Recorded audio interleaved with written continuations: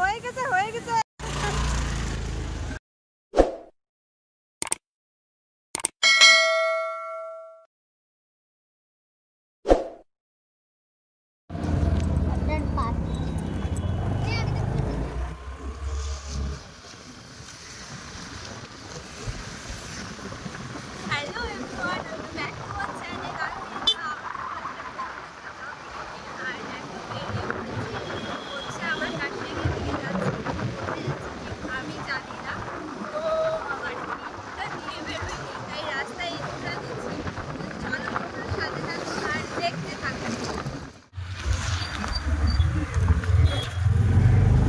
এই দেখো কত সুন্দর একটা পাহাড়,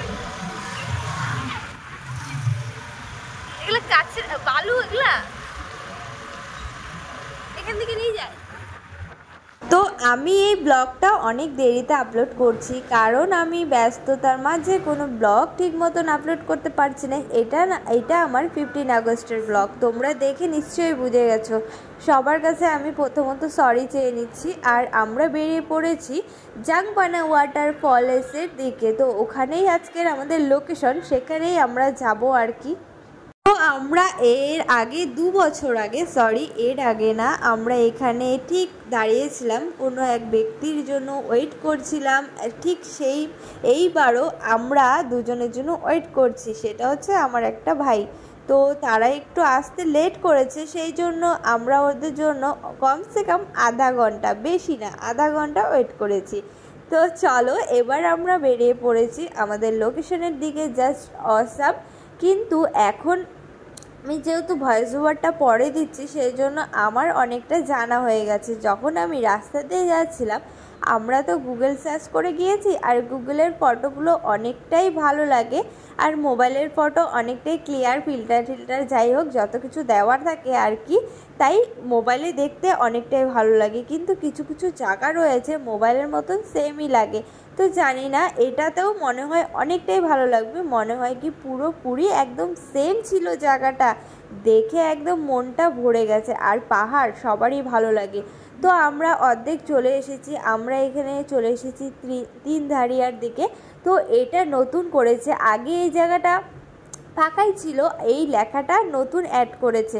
এখানে প্রচণ্ড রোদ, সেই জন্য আমরা বেশিক্ষণ না দাঁড়িয়ে ওয়েট না করে আমরা চলে গেলাম আমাদের যে লোকেশনে, আমরা সেখানে সেই উদ্দেশ্যে আমরা বেরিয়ে পড়লাম। মনটা অনেকটাই ছটফট করছিল।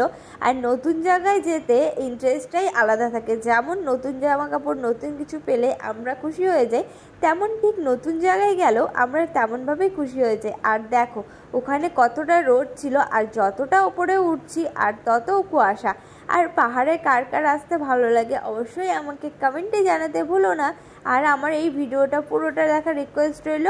আর এটা যেহেতু নতুন ট্রেন্ডে চলছে জায়গা, বলে না প্রথমে ট্রেন্ডে আমাদের রিলস হয়, ট্রেন্ডে অনেক কিছুই চলে এখন, সেই জন্য তেমনভাবে লোক আসা যাওয়া করতো না আগে। আর এখন যেহেতু ট্রেন্ডিংয়ে চলছে, সেজন্য অনেকই লোকজন আসে আর কি।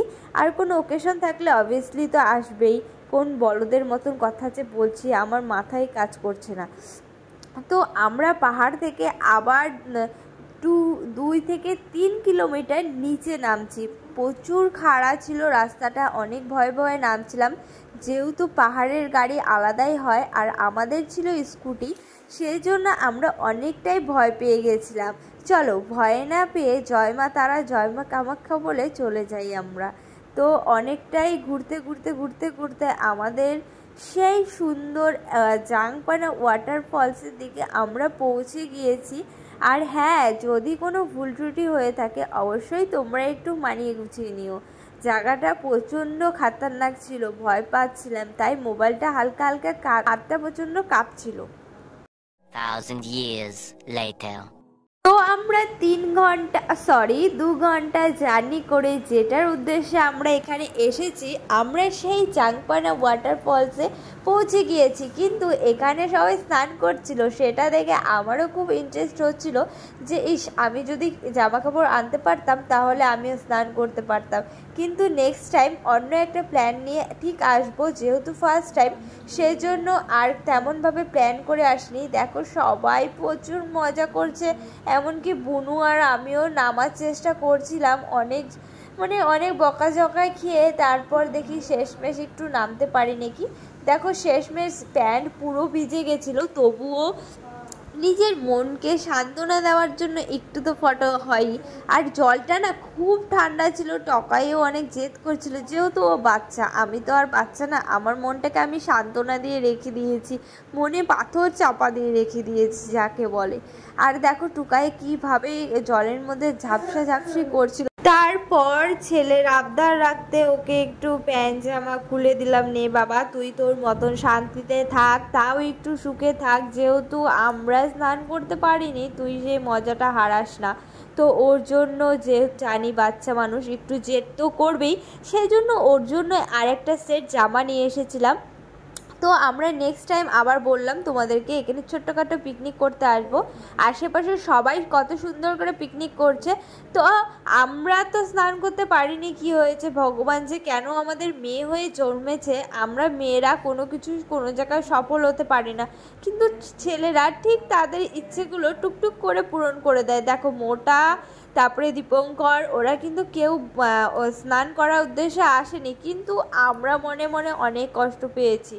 নেক্সট টাইম ওদেরকে আমরা করতে দিব না, কিন্তু আমরা করেই ছাড়বো। আর আমরা তো আবারও যাব এই চাংপানা ওয়াটারফলস, প্রচুর মজা হয়েছে।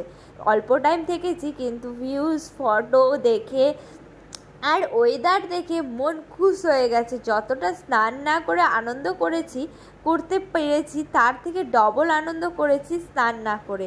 তো চলো দেখো কতটাই কুয়াশা পড়ছে, আর আসার টাইমে কতটা ক্লিয়ার ছিল মেঘ, আর যাওয়ার টাইমে এত দারুণ লাগছে, মনে হচ্ছে কাশ যদি এখানে একটা ঘর বানিয়ে থাকতে পারতাম, তাহলে স্বপ্নটাই যেন স্বর্গ হয়ে যেত। মানে নিজেকে নিজে কি বলে যে ধন্যবাদ দিব, সেটার আর কোনো ভাষাই খুঁজে পেতাম না। তো আমরা গল্প করতে করতে টুকটুক করে যাচ্ছিলাম, আর মাঝ রাস্তায় দেখি এই বানরের দলগুলো নাচানাচি করা শুরু করে দিয়েছে।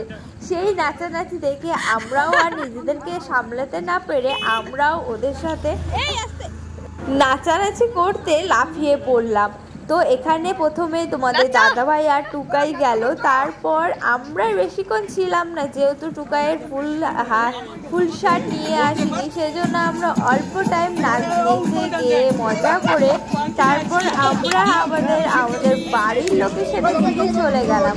তো ওরাও আমাদের সাথে একই সাথে এসেছিল, কিন্তু একটু আগে পিছিয়ে ছিল, সেই জন্য ওই প্রথমেই বললাম দীপঙ্কর ভাইয়ের জন্য দেরি হয়েছে, ও যদি তাড়াতাড়ি আসতো তাহলে এদের সাথে আমরা চলে আসতে পারতাম।